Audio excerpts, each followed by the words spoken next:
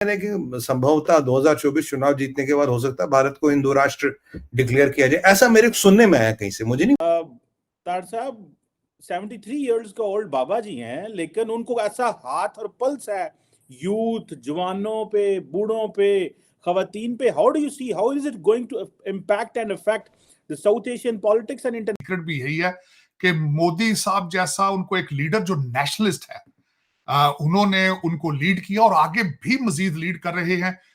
Economy 5वें number पर है उनकी। मुझे अभी तक उनके अल्फाज याद हैं कि मैं गारंटी करता हूं कि वो विल टच द नंबर 3। कल उनको आई मौत, Pakistani television anchor, Pakistani social media पे मौत आ गई। मैं बता रहा हूं, मौत लिटरली। इनको लगा कि अब तो पापा हमारे जीत गए हैं, अब ये तो मरेगा मोदी आएगा तो। कि जो इंडिया में ये जो विन है, इसके ऊपर इंटरनेशनल मीडिया ये कह रहा है। ब्लूमबर्ग की इस वक्त मेरे सामने रिपोर्ट मौजूद है जिसमें ये कहा गया है कि जो मोदी की ये विक्ट्री है, ये स्टेट पोल में ये फ्यूल देगी इंडिया की मार्केट को। इंडिया की मार्केट और ज्यादा आगे जाएगी।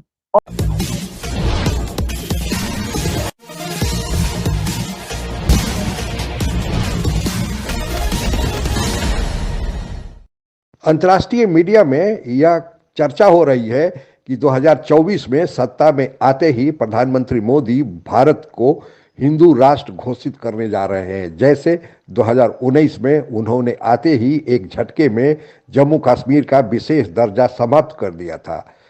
पाकिस्तानी मीडिया यह कह रहा है कि अब खुदा से भी भरोसा हटने जा रहा है कि वो भी मोदी के जीत को नहीं रोक सकता। आगे की चर्चा सुनते हैं। कि संभवतः 2024 चुनाव जीतने के बाद हो सकता है भारत को हिंदू राष्ट्र डिक्लेयर किया जाए, ऐसा मेरे सुनने में आया।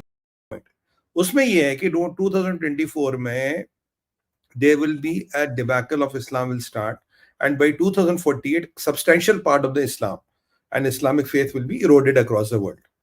और इसका शुरुआत होगा इंडिया से, ये भी लिखा है। इसीलिए श्री सर, अगर आप देखें 13वीं सदी से या पहलवी सदी से भी लोग कहते हैं, 13वीं से तो प्रूफ है हमारे पास, पिछले 1000 साल से लोग गजवाए हिंद करने हिंदुस्तान क्यों आते हैं? Why are they only coming to India? जिसके पास भी पैसा है, जिसके पास ताकत है, वो गजवाए हिंद करने हिंदुस्तान क्यों आया?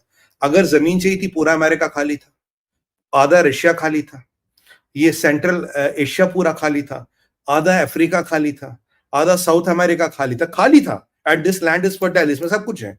तो ये आप देखिए कहां से लोग भारत क्यों आए, क्योंकि उसमें एक ही चीज लिखी है, भाई अगर इसको रोकना है तो 2024 से पहले भारत को मुसलमान करना पड़ेगा, उसके लिए गजवा हिंद करना है।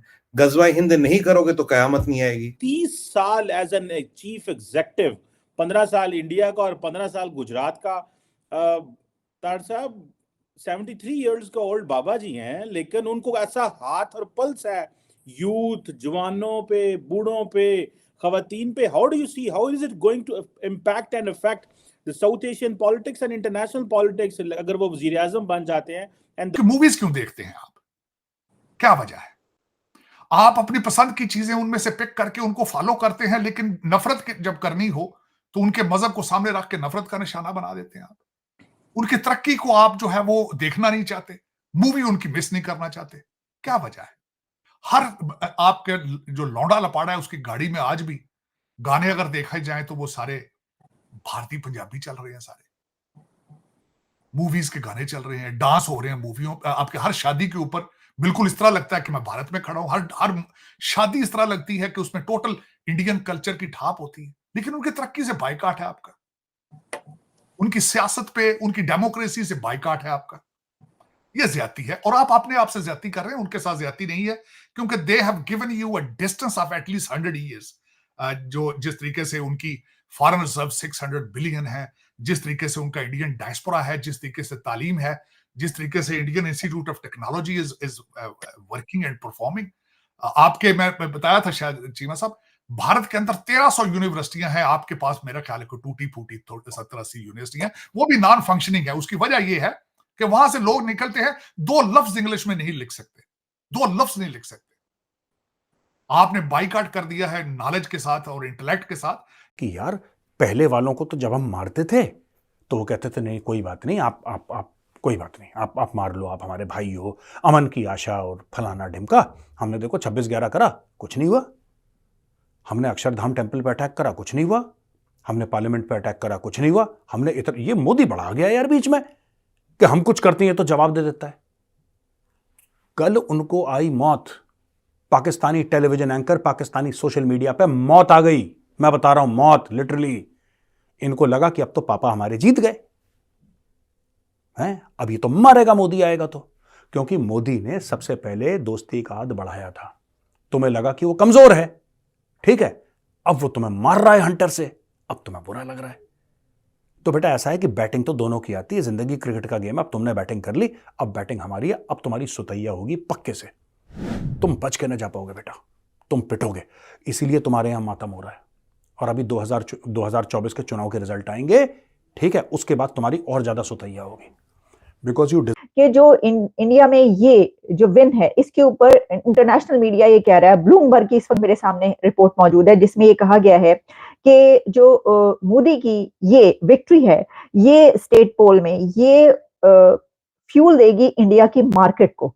इंडिया की मार्केट और ज्यादा आगे जाएगी, और ज्यादा बढ़ेगी, और ज्यादा जो है वो तरक्की करेंगे, और उनका जो बिजनेस है और ज्यादा फ्लरिश करेगा।